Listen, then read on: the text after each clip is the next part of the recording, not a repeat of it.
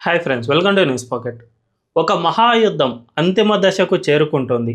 కేంద్ర హోంమంత్రి అమిత్ షా చేపట్టిన ఆపరేషన్ ఖగార్ డెడ్లైన్ కంటే ముందుగానే పూర్తయ్యే దశకు చేరుకుంది.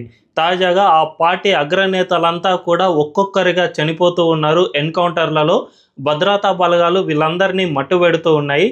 తాజాగా మావోయిస్టు పార్టీ అగ్రనేత అయిన మడావి హిడ్మాను సైతం భద్రతా బలగాలు ఎన్కౌంటర్ చేశాయి. ఆంధ్రప్రదేశ్ సరిహద్దు ప్రాంతంలో ఈ ఎన్కౌంటర్ జరిగింది. దీంతో మావోయిస్టు పార్టీ దాదాపు అంత్యదశకు చేరుకుందని చెప్పుకోవచ్చు.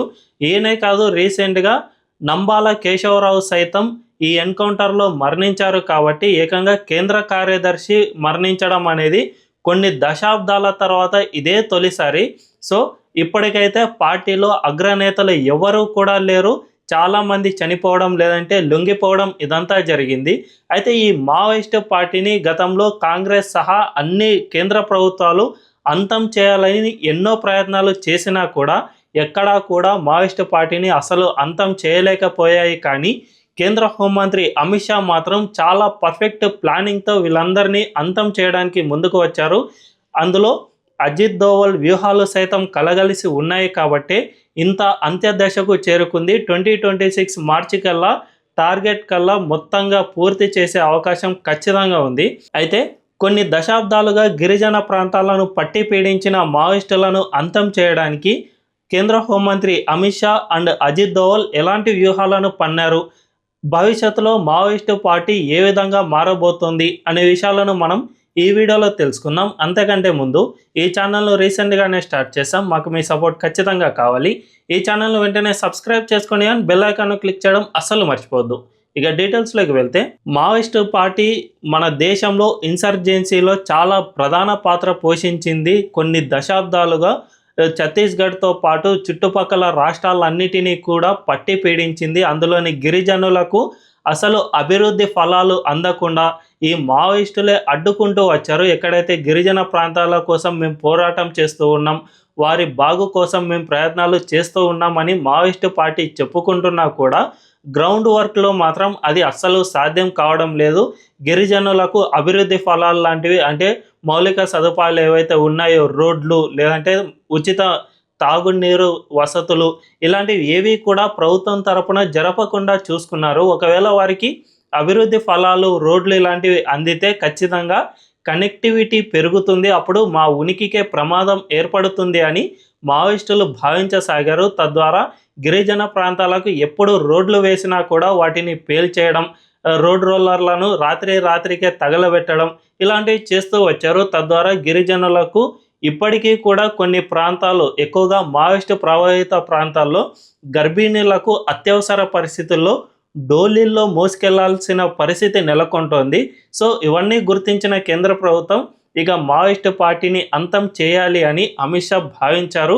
ఇది ఇప్పటికిప్పుడు తీసుకున్న నిర్ణయం కాదు. 2014 నుంచే దీనికి సంబంధించి పర్ఫెక్ట్ ప్లానింగ్ వేస్తూ వచ్చారు. మొదటగా మావోయిస్టులను కొన్ని ప్రాంతాలకు రిస్ట్రిక్ట్ చేస్తూ వచ్చారు. వీళ్ళ ఉనికి ఎక్కువగా ఉండకుండా ఎక్కడైతే తక్కువ ప్రభావిత ప్రాంతాలు ఉంటాయో వాటన్నిటినీ కూడా పర్ఫెక్ట్గా మ్యాపింగ్ చేశారు.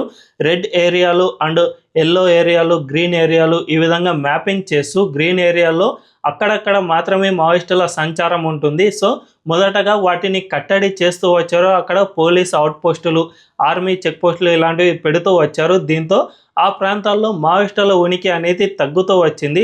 ఈ విధంగా మెల్లిమెల్లిగా అన్ని జిల్లాల్లో ఆర్మీ అండ్ సిఆర్పిఎఫ్ ఉనికిని పెంచడం స్టార్ట్ చేశారు. తద్వారా మావోయిస్టుల మూవ్మెంట్ అనేది తగ్గిపోయింది. అప్పుడు ఆంధ్రప్రదేశ్ లాంటి సున్నిత ప్రాంతాల్లో కూడా మావోయిస్టులు చాలా వరకు తగ్గిపోయారు. ఆ తర్వాత ఛత్తీస్గఢ్, తెలంగాణ, మహారాష్ట్ర ఇలాంటి ప్రాంతాలకు మాత్రమే పరిమితం అయ్యారు. ఈ విధంగా భద్రతా బలగాల ఉనికిని అడవుల్లో పెంచుతూ వచ్చారు. ఆ తర్వాత గిరిజన ప్రాంతాలకు కష్టమైనా కూడా వారికి కనెక్టివిటీని పెంచడం స్టార్ట్ చేశారు. రోడ్లు వేయడం, అక్కడ బిఎస్ఎన్ఎల్ టవర్లను పెద్ద ఎత్తున ఏర్పాటు చేయడం ఇలాంటివి చేశారు. తద్వారా ప్రజలకు ఎప్పుడైతే కనెక్టివిటీ పెరుగుతుందో అప్పుడు మావోయిస్టులకు సంబంధించిన సమాచారాన్ని చాలా ఈజీగా కనుక్కోవడం వీలవుతుంది. ఈ విధంగా ఈ మావోయిస్టులకు సంబంధించిన సమాచారం పూర్తిగా కేంద్ర హోంమంత్రి తన చేతుల్లోకి తీసుకున్నారు. ఆ తర్వాత మాత్రమే 2023లో ఫర్ ది ఫస్ట్ టైం కేంద్ర హోంమంత్రి అమిత్ షా ఆపరేషన్ కగార్ను స్టార్ట్ చేశారు.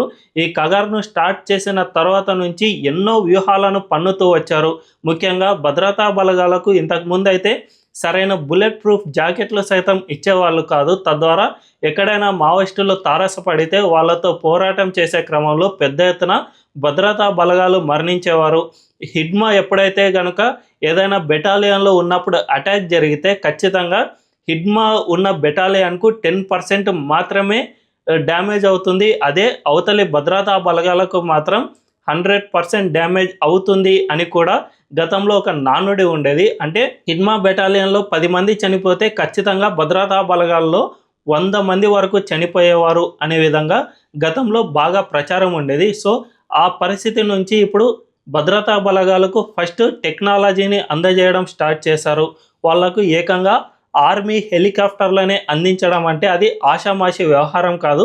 ఆర్మీ హెలికాప్టర్లను దేశంలోని ప్రజలపై ఉపయోగించడం అంటే అది ఒక రకంగా యుద్ధానికే దారి తీసే అవకాశం ఉంది. సో అయినా కూడా కేంద్ర హోంమంత్రి మావోయిస్టులను అంతం చేయాలి కాబట్టి ఖచ్చితంగా ఈ ఆర్మీ హెలికాప్టర్లను ప్రోటోకాల్స్ను పక్కన పెట్టి మరీ వీటిని ఉపయోగించడం స్టార్ట్ చేశారు. అంతేకాకుండా పెద్ద ఎత్తున డ్రోన్లు అండ్ హై రెజల్యూషన్ ఉన్న టెక్నాలజీ కలిగిన డ్రోన్లతో పాటు రాడార్ సిస్టమ్ను సైతం కేంద్ర హోంమంత్రి ఈ మావోయిస్టులకు వ్యతిరేకంగా ఉపయోగించడం స్టార్ట్ చేశారు. అప్పుడు వీరి ఉనికి ఎక్కువగా పసిగట్టడం, కనుక్కోవడం చాలా ఈజీగా మారేది.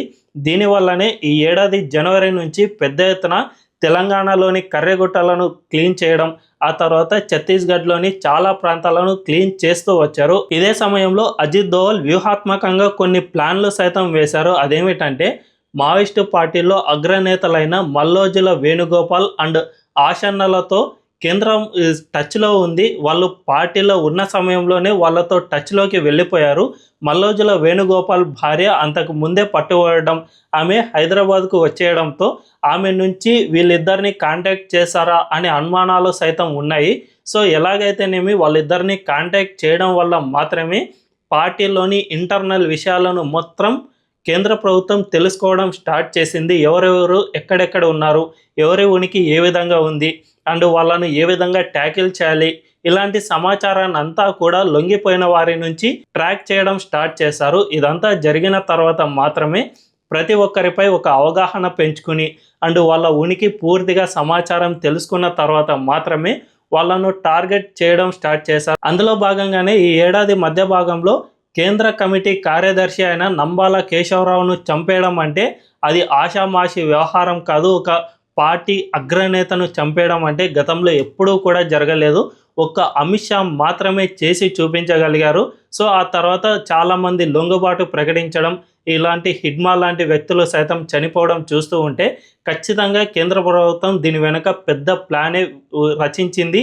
దాన్ని పర్ఫెక్ట్గా అమలు చేస్తూ ఉండటంతో మాత్రమే మావోయిస్టు పార్టీ ఇప్పుడు అంత్య దశకు చేరుకుంది అని మనం స్పష్టంగా చెప్పగానే చెప్పుకోవచ్చు. ఇందులో చెప్పుకోదగ్గ విషయం ఏమిటంటే గతంలో యూపీఏ ప్రభుత్వం అండ్ కాంగ్రెస్ ప్రభుత్వాలు ఉన్నప్పుడు మావోయిస్టులపై భీకర యుద్ధాలనే సాగించాయి. సల్వాజుడంతో పాటు ఆపరేషన్ గ్రీన్ హంట్ ఇలాంటి ఎన్నో యుద్ధాలను చేసినా కూడా ఎక్కడా సక్సెస్ కాలేదు. ఈ ఆపరేషన్లు నిర్వహించిన సమయంలో మావోయిస్టుల కంటే జవాన్లు ఎక్కువగా ప్రాణాలు కోల్పోయిన పరిస్థితి నెలకొంది. వాళ్లకు బీజేపీ ప్రభుత్వానికి మధ్య ఉన్న తేడా ఒకటి, అదేమిటంటే బీజేపీ గవర్నమెంట్ పొలిటికల్ విల్ మాత్రమే ఇందులో చాలా కీలకమైన రోల్ ప్లే చేసింది. పొలిటికల్గా వీళ్ళను పూర్తిగా అంతం చేయాలి అనే విల్ పవర్తో కలిగి ఉన్నారు కాబట్టే వీళ్ళు ఇంత విజయం సాధించగలుగుతూ ఉన్నారు. కానీ గతంలో కాంగ్రెస్ పార్టీ మాత్రం ఒకవైపు జవాన్లను పోరాడమని చెప్పడం, ప్రభుత్వ పరంగా వాళ్లకు ఐడియాలజికల్ సపోర్ట్ ఇవ్వడం ఇలాంటివి చేస్తూ వచ్చేది. ఈ విధంగా డబుల్ స్టాండర్డ్స్ ఉండటం వల్ల మాత్రమే గతంలో సక్సెస్ కాని పనులను ఇప్పుడు అమిత్ షా ఒక్కరే ఈ యుద్ధాన్ని మొత్తం పూర్తి చేసి చూపిస్తూ ఉన్నారు అని చెప్పుకోవచ్చు. ఈ వీడియో కనుక మీకు నచ్చినట్లయితే ఖచ్చితంగా మా ఛానల్ను సబ్స్క్రైబ్ చేసుకోండి అండ్ బెల్ ఐకాన్ క్లిక్ చేయడం అస్సలు మర్చిపోవద్దు. Thank you.